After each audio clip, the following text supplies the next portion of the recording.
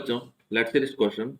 A body of volume V and density sigma is initially submerged in the non-viscous liquid of density sigma, where sigma is greater than rho. If it rise by itself toward the height h in the liquid, its kinetic energy will be.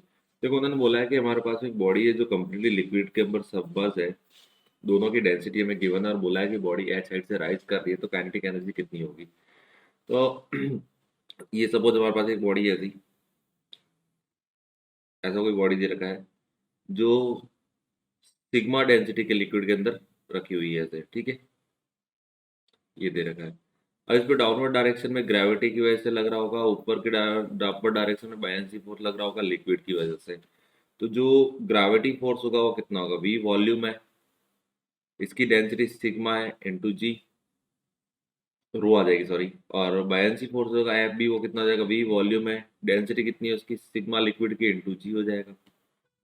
अब बोला है कि ये H height से ऊपर आता है, rise करता है, तो यहाँ पे कौन कौन से फोर्स वर्क कर रहे हैं। एक तो वर्क डन बाय ग्रेविटी आएगा, दूसरा work done by buoyancy force आ जाएगा, इक्वल टू क्या आ जाएगा, चेंज इन काइनेटिक एनर्जी, बाकी तो कोई फोर्स का वर्क डन है नहीं।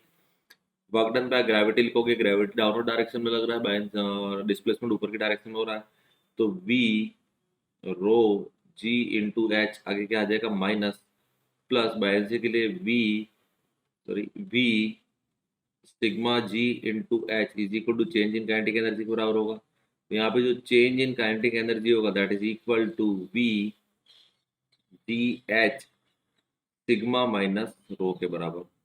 तो एच हाइट में राइज आने की वजह से जो काइनेटिक एनर्जी में चेंज आने वाला है वो कितना होगा, volume into g into h multiply sigma minus rho. Now check the option, option one increase by h v g into sigma minus a. तो हमेशा क्या है यहाँ पे क्या हो रहा है, काइनेटिक एनर्जी इंक्रीज हो रही है, पॉजिटिव आ रहा है, तो option A is our correct answer. So final answer is A. Best of luck.